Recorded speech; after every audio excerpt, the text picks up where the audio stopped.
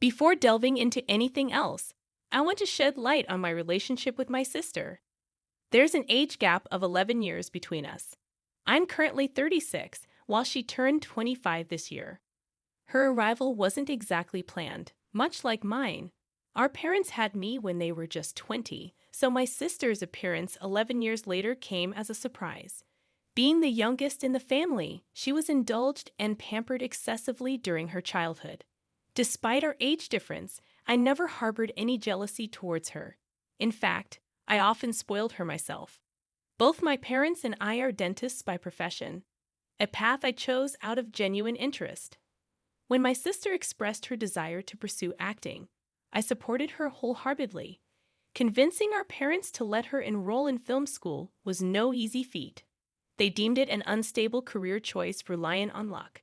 However, I believed in her talent and assured them of my support, even if her acting aspirations didn't pan out.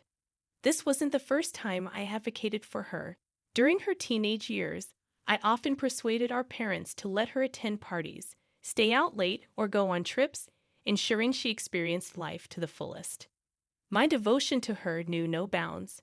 I'd even shoulder the blame for her mistakes. Such was my affection for my little sister. Unfortunately, my well-intentioned actions seemed to have had unintended consequences. Despite our hopes that she would outgrow her brash demeanor, she only became more insolent and self-centered over the years. Nevertheless, she managed to secure a proposal from her boyfriend of 2 years, now her husband. I wasn't invited to the wedding due to a trivial disagreement, a decision that stung deeply. Despite this, I remained the most enthusiastic about her impending nuptials. She reached out to me first after the proposal, and in the following weeks, I dedicated myself to helping plan the extravagant affair she desired. Despite her struggles as an actress, she dreamt of a grand celebration, one she couldn't afford alone. My parents were generously covering my sister's wedding expenses, and her boyfriend's affluent family also contributed. With her husband's stable engineering job, financial concerns weren't pressing. I'd offered to cover her wedding dress expenses, hoping she'd opt for something sensible. Additionally, a friend owned a bridal boutique and offered us discounted rates. Initially, my sister agreed to this arrangement. However, she later expressed a desire for a designer gown costing $8,000. While I typically wouldn't object, I had already planned to fund her honeymoon as a gift. She had always dreamt of a comprehensive European tour, and I intended to surprise her with precisely that after the wedding. Given the considerable expense of the honeymoon, I hesitated to spend an additional $8,000 solely on a dress she'd wear just once. I explained my stance to my sister, highlighting that while the designer gown was extravagant, the honeymoon would create lasting memories. I suggested alternatives, such as purchasing a similar dress from my friend's boutique at a more reasonable price. However, she remained adamant about her preference for the designer label. Our disagreement over the wedding dress led to a standoff, with my sister sulking and refusing to bid me farewell when I left that day. I anticipated she'd eventually come around, but days passed without any communication. Though I had initially intended to surprise her with the details of her dream honeymoon, her prolonged silence prompted me to consider explaining my rationale for refusing the extravagant dress. After nearly a week of silence, I contemplated reaching out, but before I could, she called me. I expected an apology for her immature behavior, but instead, she launched into accusations, questioning why I was being cheap. Her words cut deep, particularly her jab about my lack of a family. It struck a nerve because my decision to remain single and childless was a deliberate one, and her insensitivity stung, especially coming from my own sister. Her disregard for my feelings, despite knowing how sensitive I am about this topic, left me feeling hurt and betrayed. It seemed she was intentionally trying to provoke me. I found myself deeply offended by my sister's sudden change in attitude. This side of her, typically reserved for those she dislikes, had never been directed at me before. The shock of her demeanor shift caught me off guard, especially considering I had never denied her anything before. It was a complete turnaround simply because I refused to indulge her desire for an exorbitantly priced wedding gown. Expressing my displeasure, I reminded her that her disrespectful behavior was unwarranted, particularly since I was footing the bill for her dress.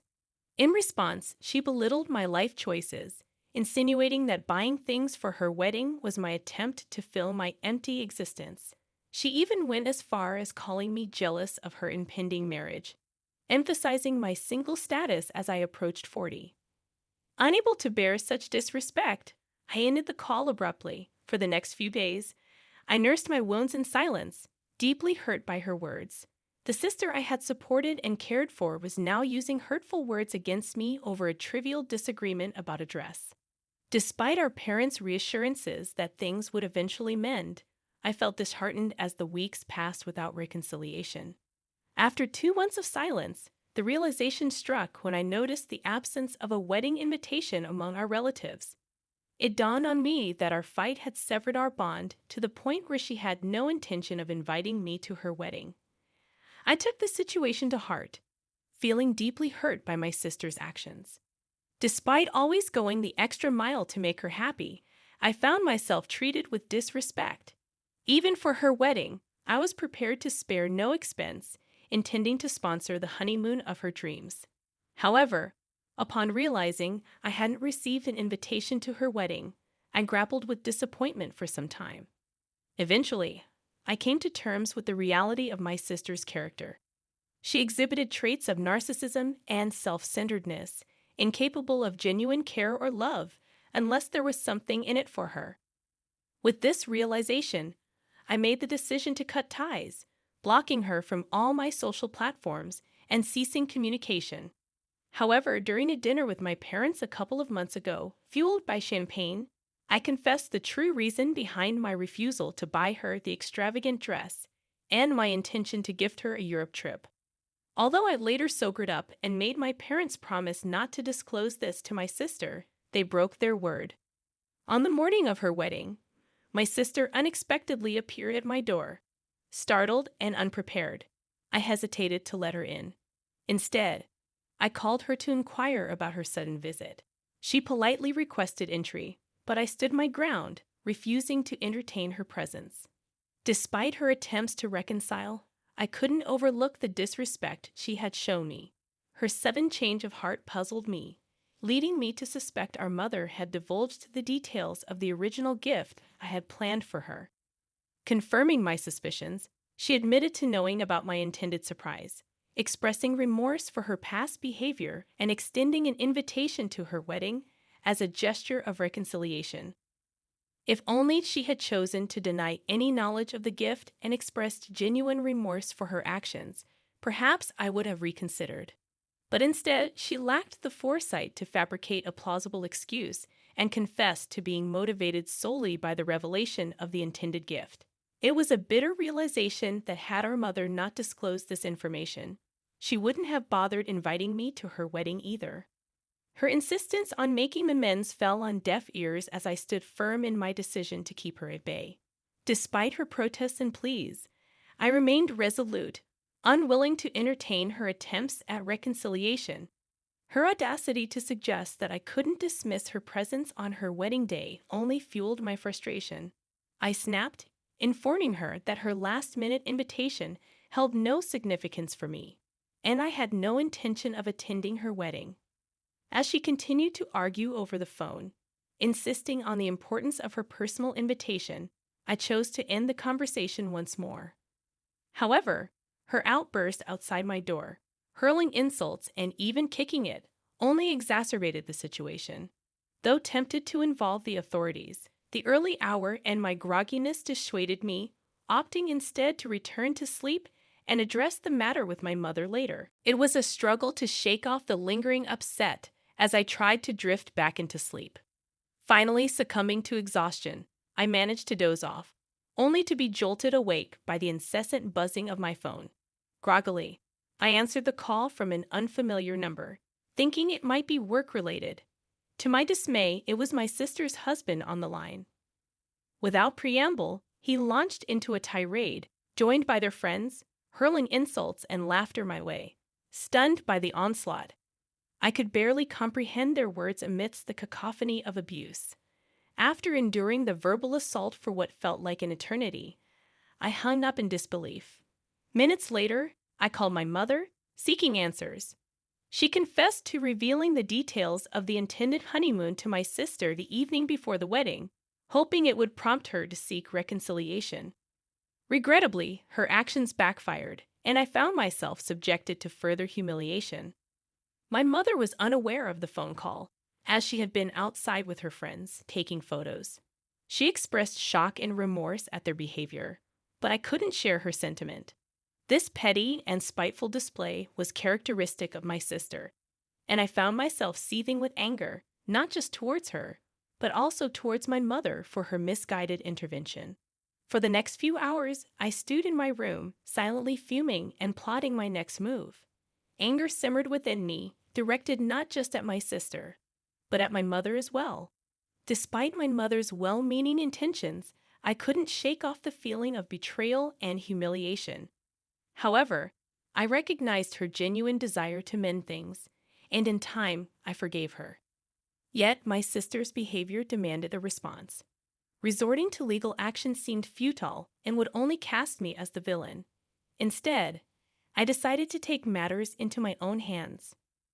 Channeling my frustration and spite, I impulsively booked tickets for a European adventure, inviting a friend to join me. It wasn't solely an act of retaliation, but also a personal endeavor to inject some excitement into my life. I had always played it safe, shying away from spontaneity, but this trip was a departure from that pattern.